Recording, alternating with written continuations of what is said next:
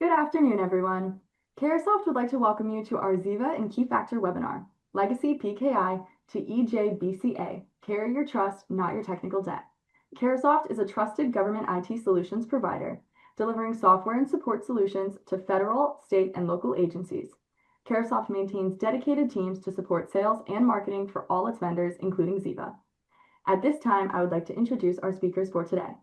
Sam Andoni, President of Zeva, Ella Schwartz, VP of Professional Services at Zeva, and Jeff Brooks, VP U.S. Federal at Keyfactor. Ella, the floor is all yours. Great. Thank you, Angela. Can everybody hear me okay? Yes. Okay, wonderful. I'm Ella Schwartz. I'm the VP of Professional Services at Zeva.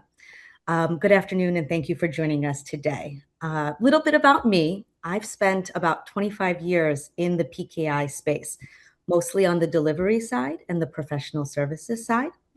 I've sat across the table from a lot of customers who are trying to figure out how to modernize their PKI without blowing things up. So that's the lens I'll bring today. I'd like to introduce my colleagues joining me today. Sam Andoni, why don't you go ahead? Sure. I'm Sam Andoni, Zeva President. My background focus on building systems that rely on PKI, mainly around authentication, identity, encryption, and decryption. Focus mainly in federal systems. So when it comes to PKI migration, my perspective is not from managing PKI, from seeing how PKI is deeply embedded into real systems. And that's really where migration becomes challenging, because if we don't do it right, we are not changing just the infrastructure. We are actually impacting everything that depends on it. So hopefully my input today will be helpful to you all. Hello, and thanks for coming here today. My name is Jeff Brooks. I am the AVP of Federal here at Keyfactor. I've been with Keyfactor now for 6 years, covering the entire U.S. federal market, both intelligence community, DoD, as well as federal civilian agencies. I bring about 25 years of experience in the, I would say, PKI and digital identity space, serving federal customers, ranging from programs like UX Access, to several others here in my time at Keyfactor. So my perspective today is to try to give you what we're hearing from customers, the importance of having a modern PKI environment, and also we're pleased to be here today to talk with our partners who are critical in helping customers like Zeva, in helping customers make the determination of how to go forward. PKI has been out there in many cases as plumbing, but there's a lot of developments that we're going to talk about here today that are really changing that and forcing organizations to really relook at their PKI based on today's standards, not just today's standards, but future standards. And we'll talk a little bit about that and how our combined partnership can help you in that migration journey. Great. Thank you, Jeff, and thank you, Sam. So what are we covering today? The title of today's webinar is Carry Your Trust, Not Your Technical Debt. And if you're thinking on this call that title probably resonates with you, you're not alone. Perhaps you're actively thinking about PKI migration. You may have been told it's too risky. You may be feeling trapped with your current legacy PKI. And today we're going to challenge all of that. So here's what we're going to walk through. We're going to start with why organizations are rethinking their legacy PKI. Then we're going to talk about why migration might feel risky and be honest about that. Third, we'll walk through Zeva's migration approach and the actual mechanics of how we perform migrations.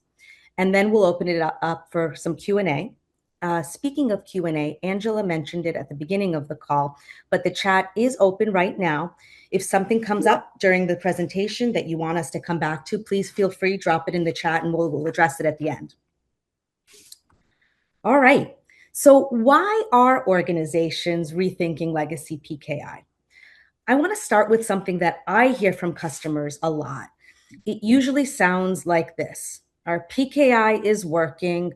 Why would we want to touch it? And that's a really fair question. Legacy PKI is one of those things that just sits quietly in the background. It does its job. Like Jeff mentioned, it's kind of like plumbing until it doesn't, until something happens. And the reason organizations are really starting to rethink their PKI may not be because something is broken, but because something is changing. So, what are we seeing that's driving that change? Sam, maybe you can take this one. From a technical standpoint, what are you seeing that's actually driving the conversations right now?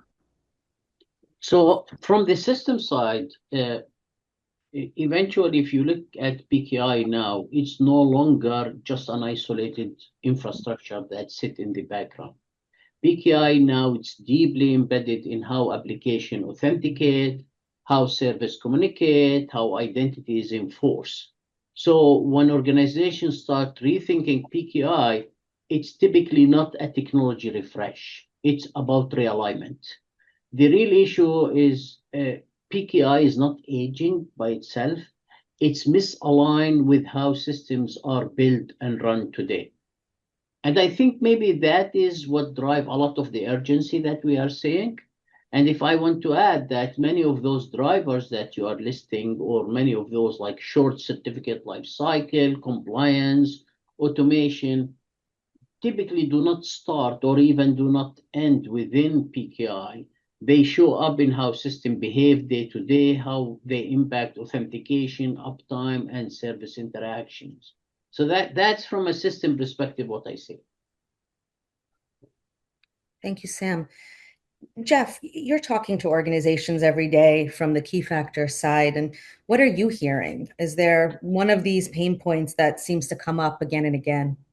Well, obviously, post-quantum readiness is driving a lot of that, especially within the federal government customer space with the mandates that are out there to begin that migration and planning. But to kind of go back to the point I made earlier, what we're really seeing across the board, and Sam kind of touched on this, is that it was plumbing, right? Like people looked at it that way. But with the growth of all the additional use cases, the move to the cloud, the use cases for PKI are expanding to the point where it is now critical infrastructure and needs to be treated as though it's critical infrastructure. It's not something that, hey, it's running, we got it, it came along with our license from Microsoft or something like that. It is now critical infrastructure that has to expand to support not just end users, but all of the machines that are out there, those identities too as well. And now with the rise of AI, putting identity around that, and the best use case to do that is PKI. So what you end up with is organizations really rethinking that and saying, I need a platform that can scale, that has the most modern algorithms available today. So I'm future proofing for the new the new standards that are out there.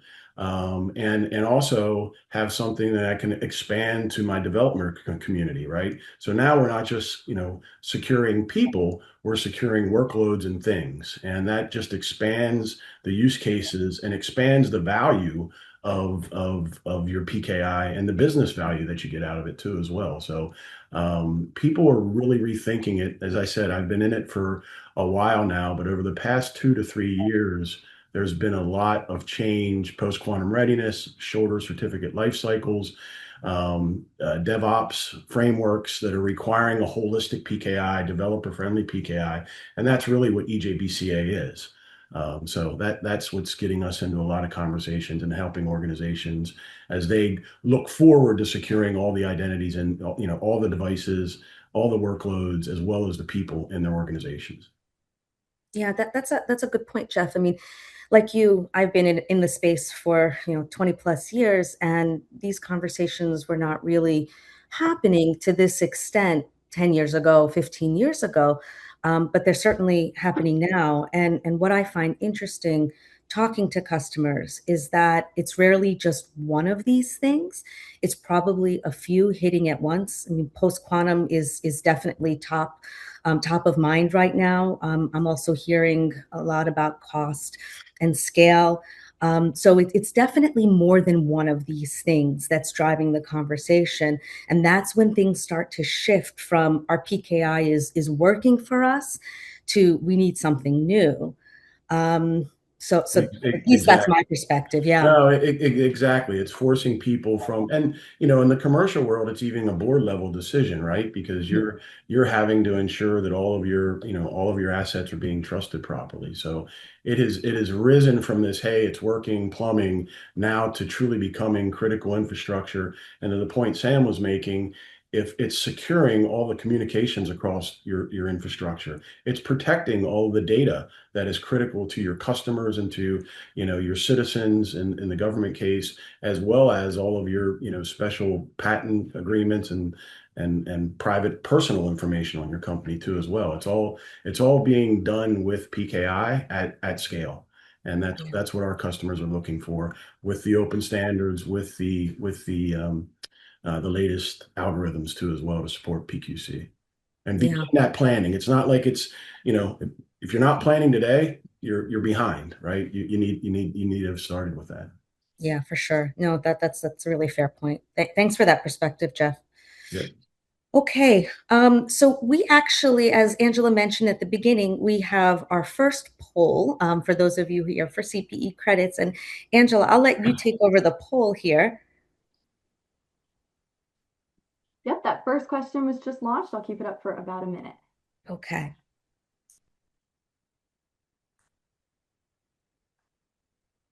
I hope you guys can see that question because I don't see it on my screen, but it's coming through for me. Okay. Like a pop quiz.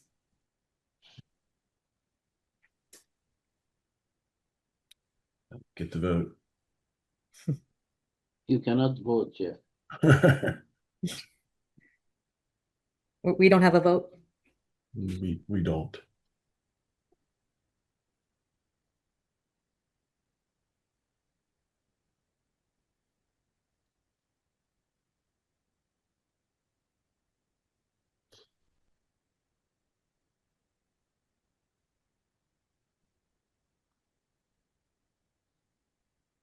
Alrighty, that one is all good. Okay, fantastic. So in case you're wondering, there will be a few other polls during this presentation. I'm sure you're excited. Stay tuned. Okay, so that brings us to our next section. And we talked about some of the, the fears that customers may have migrating their legacy PKIs or some of the drivers that are forcing the conversation. Jeff, can you help us understand how EJBCA specifically addresses these pain points? And what does EJBCA have that some of these other legacy platforms don't? Yeah, great. And I'm kind of going to steal from the slide and go through it. I think the first one is, I talked earlier about a holistic PKI that can support all your use cases, your users, your devices, your workloads, and things. And that's what EJBCA can do, right? So you're not investing in point PKI solutions for your cloud providers. You can consolidate to gain control of that environment in a single instance. And that environment scales. It's easy to deploy in both containers, software appliances, in the cloud, and all those options are available to you, right? And our pricing model is fairly consistent in that with a site license, you're not counting certificates, so you're able to deploy as many certificates as you require. So your costs are fixed, and you can kind of understand that going into for your enterprise. And that really, that's from just a general licensing model, but the product itself, EJBCA, is unique in the sense that it comes as a CA, VA, and RA services, all within a single instance, right? And within that instance, you can virtualize those CAs too as well. So, you could stand up a CA per department, and there's no additional infrastructure cost to be able to do that, right? So that's very attractive to our customers there. Our post-quantum roadmap, EJBCA, is based on open source standards. And we've been tracking the post-quantum migration for a while now. But what makes EJBCA unique, and especially today in secure supply chains, is we really own our own cryptography. In addition to EJBCA, we have other products, but what we're talking about here is the Bouncy Castle crypto API that is in use within EJBCA. That is a FIPS 140-3 cryptographic library that supports through EJBCA and all of Keyfactor products. So you're investing in something when you're considering this migration that is future-proofing to be able to support those future algorithms. And there's going to be more of those. And we stay up on all those standards, emerging standards, CAB forum standards when you're thinking for public trust certificates too as well. And the third point there about scale, you can scale, right? You can scale virtually without having to have a lot of different products to do that, right? You don't have to stand up a separate directory. With EJBCA software appliance, all of it can be self-contained. We even offer a hardware appliance for EJBCA, which ships with an onboard hardware security module. So for smaller organizations that want to have like a PKI in a box, it's highly scalable. That's an option for you there too as well. And then lastly, with EJBCA coming from our open source background, we're really built for DevOps deployments. We have a REST-based API, so we like to say we can put a cert on anything.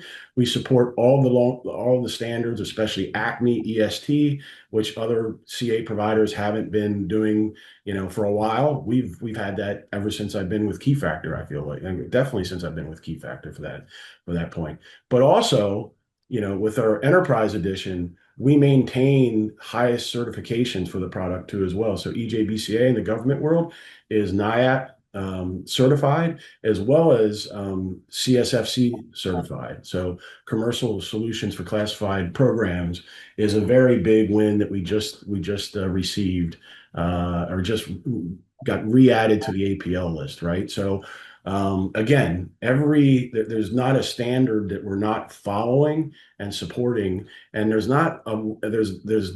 multiple ways in which you can deploy the product to meet your needs, even hybrid deployments between a cloud and an on-prem environment. So it's a lot of flexibility to meet the challenges that are here now, and they're going to be coming in the future. Awesome. Thank you, Jeff. Yeah. Okay. That was really a nice insight into the product. Thank you. All right, so we've established that there is a business case for moving. That is a real business case. But now let's be honest about why some organizations may hesitate. And I want to name these concerns directly because they may be more manageable than they appear. The first one is, of course, breaking trust trains. And this is probably the fear that comes up the most. Customers are worried that if they move to a new CA, they'll, existing certificates or users or applications, devices, they may just stop trusting each other. And that's a valid concern. Sam, can you explain how this is handled in a controlled migration? Sure. Actually, this is a real concern, and I agree with Ella that this is the most common we hear. But the way we handle this is through controlled coexistence, and staged trust transition. So instead of replacing, the existing CA, the new environment is brought up alongside the existing CA. Trust relationships are maintained through multiple mechanisms, one of them probably cross-certification. So both environments are recognized and trusted at the same time. That allows certificates, users, application, and devices to continue operating without any disruption while the migration is taking place.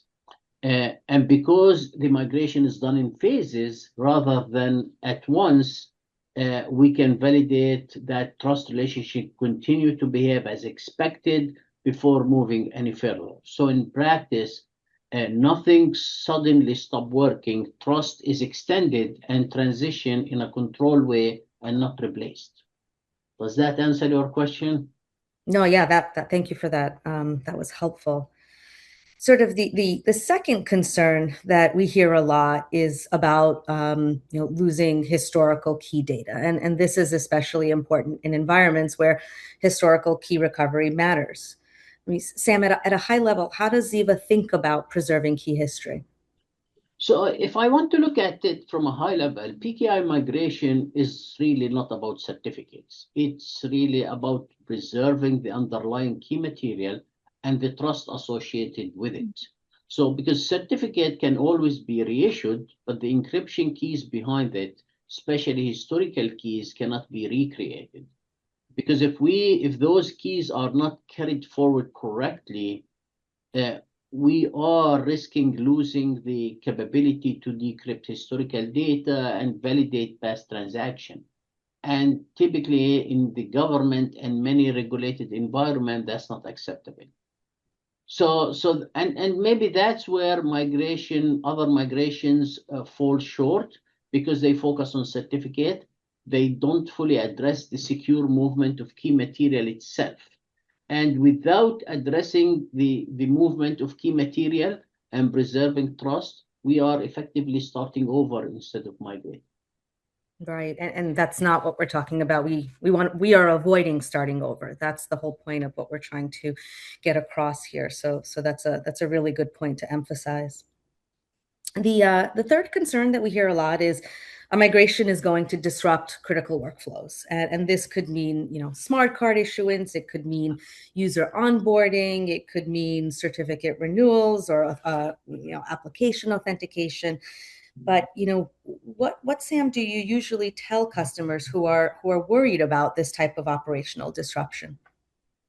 So the main point here is also to avoid a single cutover event. So instead, the legacy environment and the new one should run in parallel, and trust will be transitioning gradually.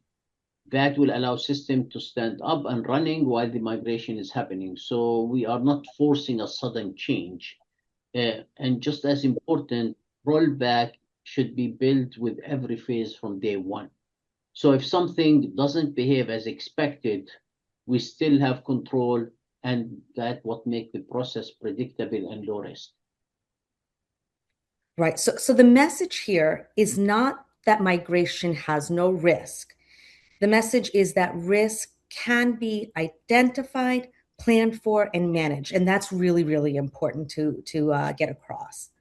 Yeah, and that's really a key. You hear me talk about a lot about my product, but that overall process of managing a migration, that's where a key partner comes in, like a Zeva, who can guide you through that from beginning to end and kind of, understands the technology. What we see sometimes out there are larger integrators that are, hey, I can do PKI, but as you're seeing, it's becoming more complicated than just set it and forget it. It's an ongoing, you're going to hear terms like cryptographic agility, cryptographic posture management. It is going to be a playing field that's not going to stay static. So you're going to have to continue to evolve your systems, and having a partner who knows the PKI space from a policy perspective, as well as from a technology perspective, and the actual technology that you're using. I think that's key. And that's what I think Zeva brings to the table in here. Thank you. Thank you for that, Jeff. And that actually brings us to our second poll. Over to you, Angela. Perfect. That was just launched. Okay. Alrighty, poll 2 is all done. Great. That may not be our last poll. All right. So we've talked about this already, but migration shouldn't mean starting over. That's the opposite of what we're trying to talk about today. You've built this trust infrastructure. You've issued certificates for years, maybe dozens of years. Some customers that I've worked with, some of which, maybe on this webinar, I've been working with for well over 15 years. So, there is a lot of key history there. And our job is to carry all of that forward, not throw it away and rebuild. So as part of the Zeva migration approach, we frame our approach around 3 commitments that we take very, very seriously. And I want to walk through these because they're not just marketing language. They describe how Zeva actually thinks about a PKI migration project. So our first priority is that a migration will be secure and proven. That's priority number one. When you're dealing with PKI, especially key material, security cannot be an add-on. We all know this if we've been in the PKI space for a long time. The migration process really has to protect data integrity and confidentiality throughout the process. The extraction and import process has to be hardened, controlled, and policy-driven. Our second priority is preserving that key history. We've talked about that a little bit, and Sam's already talked about how we do that. But this is really huge. We are not just talking about issuing new certificates and moving on. Zeva knows that the history matters, and the audit trail matters, and key recovery matters. This priority governs our approach every step of the way. And the third priority is offering our customers a turnkey, hassle-free engagement. As a professional services person, that's near and dear to my heart. What I mean by that is that Zeva manages the process from planning through execution. Customers are not just handed a tool and said, good luck. That's not how we go about it. Zeva is going to work alongside you as your trusted advisor and your partner throughout. Jeff, I'm going to turn to you for a minute. From Keyfactor's side, why is this service layer important when customers are moving to EJBCA? Yeah, I think in general, right? Like the platform itself has so much capability that you really need a partner that is mapping that capability, those use cases specifically to the customer's needs, to your organization's needs, right?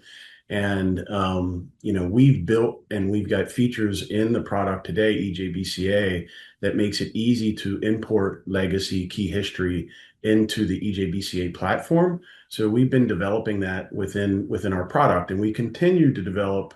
As you heard earlier, we release about 3 different versions of EJBCA a year, which is, again, a market leader in that category, right?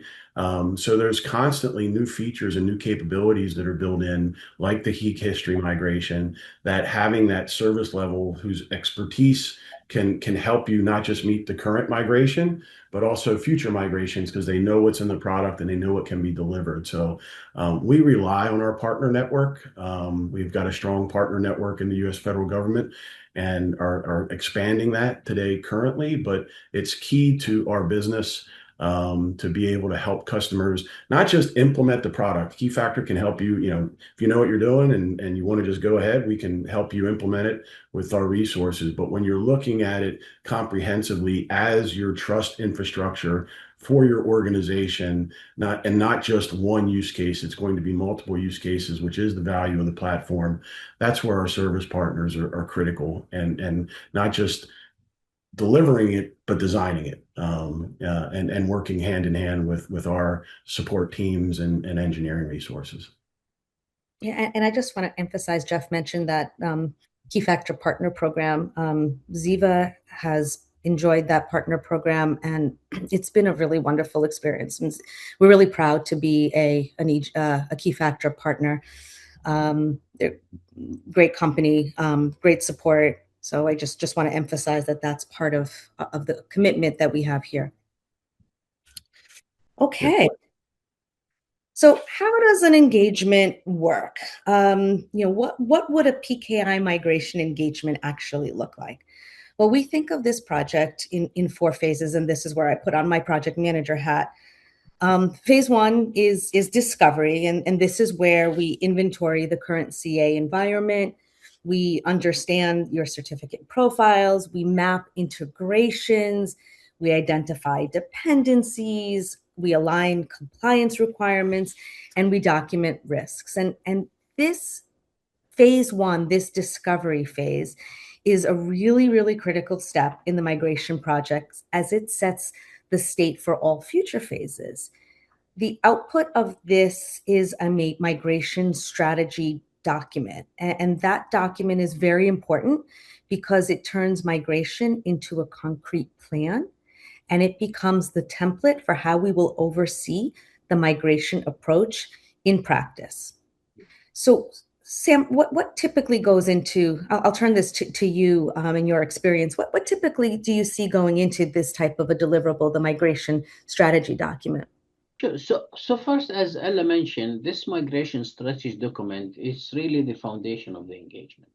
So what it typically include a full picture of the current environment, things like the certificate authority hierarchy, certificate profile, integration points, key recovery requirement, and any other dependency like dependency on CMS, credential management system.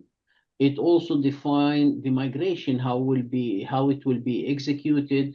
It includes risk area, migration waves, testing approach, and rollback planning.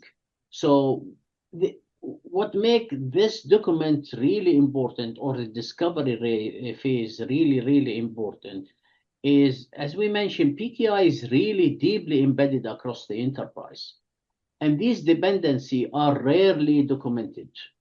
Sometimes you will find documentation, but it's not complete. So this document become not just planning, it become a tool to discover how the environment actually look like. So that's why it's important. So eventually this document become the playbook of the entire migration process. Yeah, right. We consider this phase really important. All right, thanks for that, Sam. Phase two, this is where the EJBCA environment is built out. And this is where we make sure that the future environment, the target environment, is ready before we start moving anything over from the originating environment. And this is where we really start working with the product hands-on. Jeff, what should customers be thinking about when they prepare an EJBCA environment? And of course, Zeva is working alongside them and helping them with this process. But what are some of the gotchas, or what are some of the things that customers should be thinking about?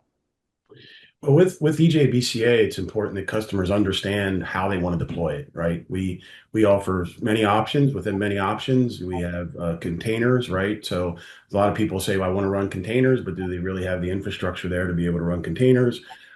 Is it a software appliance? What type of HSM am I using? How's that integration going to work? What are my certificate use cases? Is it a PIV use case? Is it a CAC use case? Is it a machine identity use case? Is it an AI agent use case, right? Like and with that, you define scale, you define high availability, and EJBCA supports high availability. It supports clustering through databases. So it's highly scalable. We have large customers that are issuing, 1,000 certificates a second, so to speak. So it can handle all those heavy workloads. It can also handle ephemeral certificates when you get into DevOps environment, workload environments too. So DevOps is two ways with EJBCA. You can deploy it in a DevOps fashion, but it can also support the certificate use cases for your DevOps environment. So again, coming back to it, there's a lot of options that you need to consider with your service provider like Zeva as to how you're going to deploy it, where you want to deploy it. And the beauty of EJBCA is you have all those options available. It's the same software. It's built by EJBCA. It's our enterprise code base. The crypto, as I mentioned earlier, from a supply chain is coming from the Bouncy Castle crypto API. So you have security there too as well. So again, that's where our partners come in and helping customers, not just design it, but then implement it so that they can use it at high scale in all their different use cases. Thank you, Jeff. And our customers don't have to go at it alone. Like that's Yep. Where we will work alongside our customers as trusted advisors and make sure they're making those right decisions to future-proof the EJBCA environment we're building out. So yeah, especially in the federal vertical and the different enclaves and use cases and category levels, our partners are critical in that space. Because they have expertise that we don't have in-house. I mean, our federal business is about 4% of our overall business. Our global government business is much larger than that. But yeah, the service providers, especially in the federal space, are critical to our success. Service partners, I should say. Yeah, thank you for that. And I have to make one other shameless plug though. We do have a certificate lifecycle management and discovery tool. I know we've talked to Sam about using that as well. However, today we just got our FedRAMP moderate authorization approved. So that is another product that is just out there. If anyone's interested in that, they can hit Sam or Ella or myself. But we're very excited here at Keyfactor. And again, that's our commitment to the federal government standards, and we're maintaining that commitment, and it's only going to grow. Well, congrats on that FedRAMP, Jeff. That's fantastic.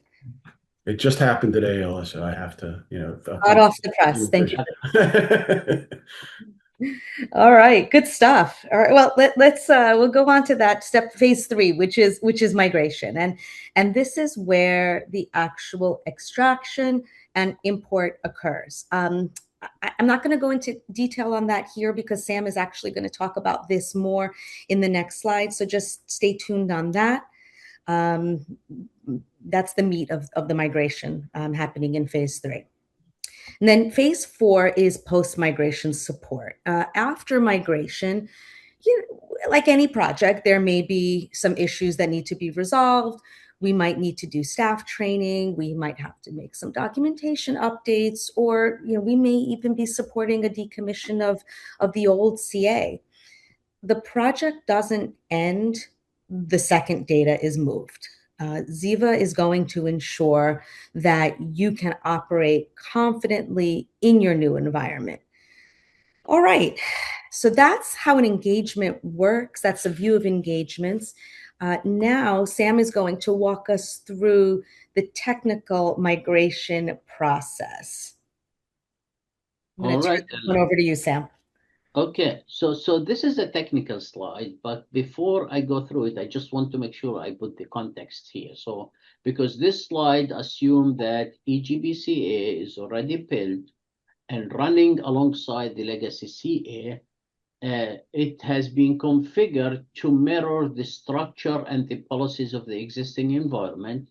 So as you can see, this is not a cutover. This is a controlled transition between two active systems. So the two active systems both are active.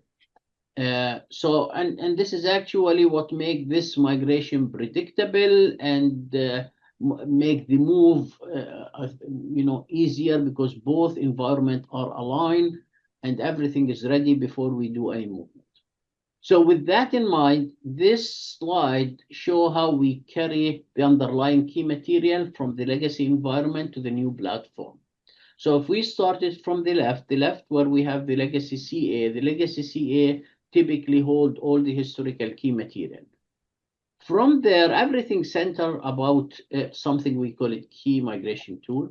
This is a purpose-built capability that we develop specially to safely bridge platforms at the key level. So it doesn't come natively supported by any platform. And we spend a lot of time developing that tool, and we tested with so many platforms. So, and this is what really make the migration seamless, because it allows us to move the keys themselves.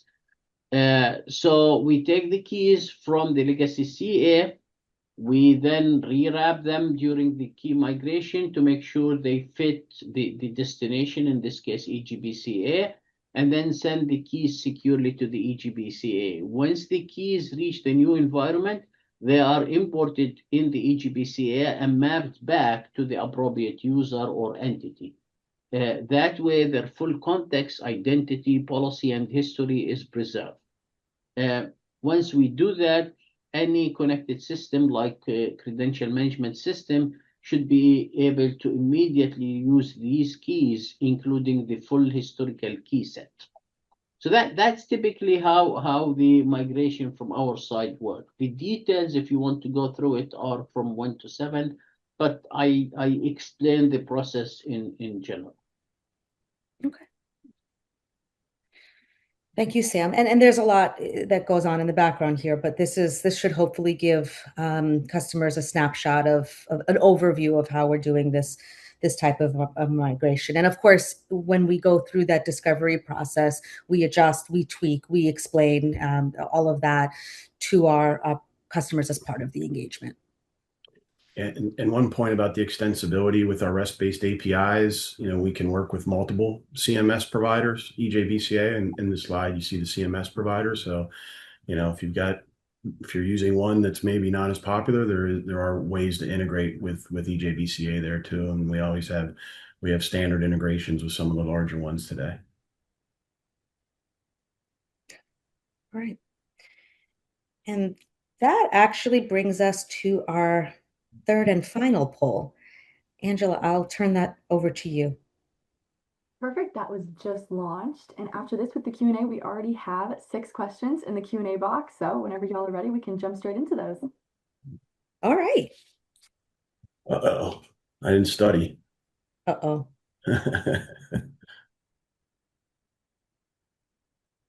Angela, can we see them, or you gonna read it to us? I can read them out loud. If you go to the bottom of your screen and click more, there's a little Q&A box in there where you should be able to see them. But I can also read them out loud, so no worries.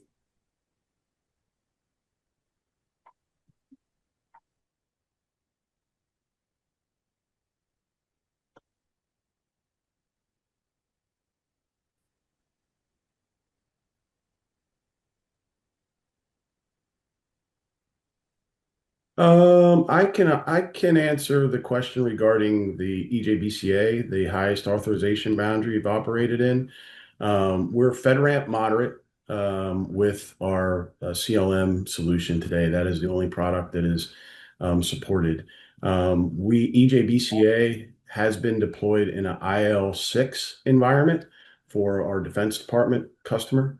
So it's been deployed there. And the migration approach that I'm aware of has not been validated by a 3PAO. But that's more, maybe I should let Zeva answer that question.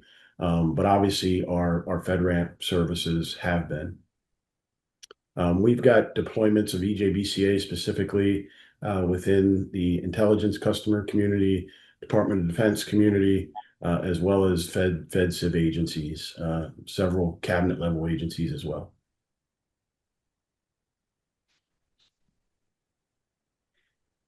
All right, so let me read the first one that I'm seeing. I see 7 questions.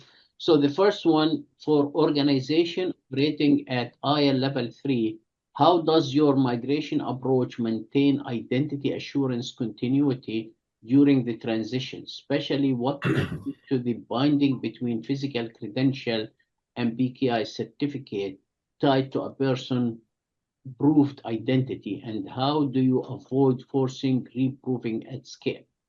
So from a migration perspective, so let's handle the different kind of certificate in a different kind also of scenario, because when we speak about identity, it depends how you want to do the migration. Because let's say, for example, since you are speaking about IL level 3, we are speaking about BIV or CAP. So when we speak about a BIV, if you remember, we spoke about 2 systems living both together and living, in parallel. So the legacy system will be living alongside the new system. And because of that, I think the migration, and remember, we spoke about the migration going in phases. So one of the options that you have is, as long as your card is valid, keep using it until it's not valid, then issue the card from the new system. So that's one option. The identity, that's one option. What we are moving for you is the key history. The key history will be so key migration tool will be able to use the key history and move it to the new entity, but then issuing the new entity or issuing the card from using the new entity is depending on, when you want to do that, or you want to do a cut over and cancel the old ones and start new, or you want to keep those active until you actually issue a new BIV card. But regardless, if you issue the BIV card from the new CA, EJBCA, all your historical key will be actually written on the new card. That's what we are referring to. I hope I answered that question, because so let me go to the second one. Let me read that. Cross-certification preserve the trust chain. But what is your approach when the relying party systems, particularly FedRAMP authorized environment, require explicit reauthorization of the new CA before they will accept certificate issued under it? So we are doing the cross-certification. When I mention it, I mentioned that cross-certification in the context is keeping both certificate authority running on the same time. So anything trusted by certificate A is trusted by certificate B, and everything is trusted by certificate authority B is trusted by certificate authority A, to allow us to move keys while both systems are up and running and trusted between them. Now, if you have a system where I will not trust you if you are just a cross-certify, you need to explicitly do trust. You can still explicitly do trust. So you can have a trust chain on environment A and a trust chain on environment B and do a cross-certificate between them and still be able to achieve the same goal.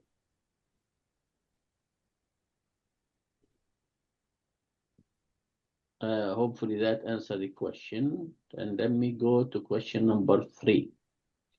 For high assurance environment where the PKI certificate is the authentication factor itself, not just a wrapper, how does staged migration handle the gap period where two CAs are simultaneously valid who govern revocation authority during that window? What govern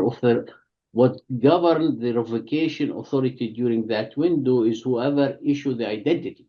So as long as you are using the old identity, the CRL is governed by the previous certificate authority. And once you issue the new identity, the certificate revocation list will be controlled by the new CA.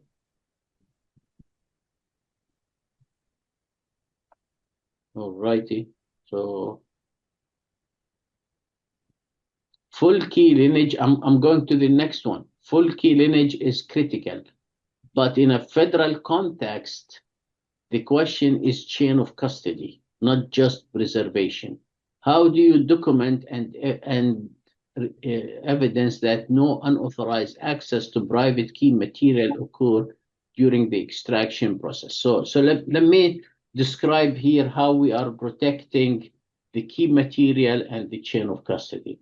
Because eventually the legacy CA has the key history. And that key history typically is protected by something. So for example, in the case of Microsoft, is protected by a key recovery agent. In the case of Intrust, it's protected by Intrust profile. So eventually, what part of creating the key recovery tool, the key recovery tool has component. I didn't go that in detail, but you need to connect. You need to be able to connect to the legacy CA and to the EJBCA. So for the legacy CA, let's assume we are speaking about an Intrust CA. If there is an Intrust CA, then the key recovery, then the key migration tool, it has an HSM attached to it. You need to create an Intrust profile inside that HSM that has the capability and the right permission to reach to the CA to actually do key recovery. So the operator that run the key migration tool, when they run it, the key migration tool will prompt them for some information that then create the trusted channel using the Intrust profile to the source CA and receive those key material. And typically, those key material will be protected with that Intrust profile. When that information comes, it goes through the HSM. And then when we communicate with EJBCA, we rewrap those keys inside the HSM with a key that we agree with on the EJBCA side. So the protection is end-to-end. The way to manage the chain of custody is the key migration tool has auditing and reporting capability to know the operator that run it. That operator, when it run it, we know that each key by key was extracted, was rewrapped, and was pushed, and we know who's the identity that ran those, which is the operator of that key migration tool. I hope that answered that question as well. Jeff, did you go ahead and do that other question as well? That was the first one, correct? Yeah, I answered that one when they called the one that called my name out. Yes, that was that was the first one. Yeah. Okay, so you answered that, Jeff. Yep. Let me go to the one after it. You mentioned limited coexistence in phase 4 as an option. What defined the ceiling on that coexistent window? Because in practice, limited has a way of becoming permanent when decommissioning the legacy CA touch system. Okay, so that's actually something the customer will control. Eventually, all what you need to do, and typically the key point here is what I mentioned at the beginning. So in case of a BIV card, the life of the BIV card typically 2 years or 3 years, depend on what you want. So it may make more sense to have that consistent stay as long as the last issued BIV card by the legacy CA expire. If you want to actually keep those up and running and you issue the new cards from the new CA. So I will issue the new cards when the user old card is about to expire. So that way, once you finish issuing all the certificates, all the BIV cards on the new certificate, then we decommission for the legacy CA. Now that's a choice the customer will have to make, because the customer may decide to actually make that transition faster. But if they do that transition faster, there will be a lot of planning related to people having active BIV card, and you're going to issue them a new BIV card, and you just need to have a planning for how you handle that. And I think, Sam, that's really the whole point of that phase 1 discovery, right? These are conversations that we need to have up front and start making some of these choices so to govern the conduct of the migration. Yeah, and just adding on it, I know a little bit off topic, but that last comment, legacy CA touches systems nobody fully mapped in phase 1. I think, that's kind of the point now, what you're seeing a lot with certificate lifecycle automation and management tools. Again, that's obviously we have a product in that space, but that's what is, as PKI becomes critical infrastructure, you need to know, okay, I'm migrating my PIV users to a new CA. That's one thing, but I need to understand much broader and now more so on a daily basis, where do all my other certificates live for my Microsoft CAs that aren't being issued out of my Entrust CA, that are maybe being issued by, a third party or my cloud provider? And, are they going to trust is the trust chain going to map, right? That's what our customers are doing with the certificate lifecycle management tool, when we talk about post-quantum cryptography, that is going to be something that you're going to have a very good vision of going forward, right? Yeah. So there is another question here that Sam step 4 says recovered key are protected in transit using an escrow key. Who hold that escrow key, and it is ever in memory simultaneously with the private key material? So I think I answered that question when I answered the previous question, because it depends on the legacy CA itself and how the legacy CA protected. So, and I mentioned in specific in the case of Entrust, Entrust protect those keys in its database. And when you request it through Entrust, toolkit, the interest toolkit require you to have an interest profile to communicate with the interest CA and request the key history for a specific user. And when you do that, it wrap it with a certificate that is inside the HSM. So we create a key pair inside the HSM. We provide the certificate to the interest as part of the request. Interest will then wrap those private key for that specific user or the key history with that certificate and send it. That will then be inside the HSM. Now, we need to rewrap those keys because simply EJBCA will not take those without actually changing their format to the right format. So there will be rewrapping of the keys so we will have a removal of that encryption layer and encrypted with a different key that EJBCA will accept. And that is happening inside the HSM itself. So that's where that is happening. Man, so many questions. It's a good thing. Well, and I think there's a lot of ways to go about this migration, right? There's no one size fits all approach, and that's why putting on that discovery phase becomes so important, right?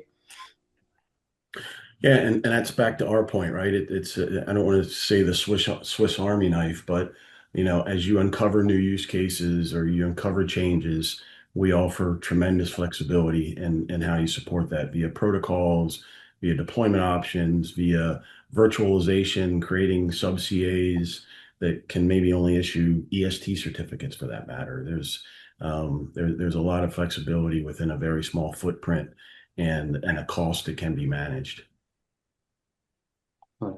Yeah. So there is another question. I know we have only 2 minutes, but let me answer this question. Zeva, as someone who sits on the board of NextGen ID, how do you see identity infrastructure layer that NextGen ID operate sitting relative to what Zeva and Keyfactor are doing here? Are those complementary motion or they are naturally overlap here? So let me just make sure that NextGen ID is in identity proofing. So their kiosk is doing identity proofing.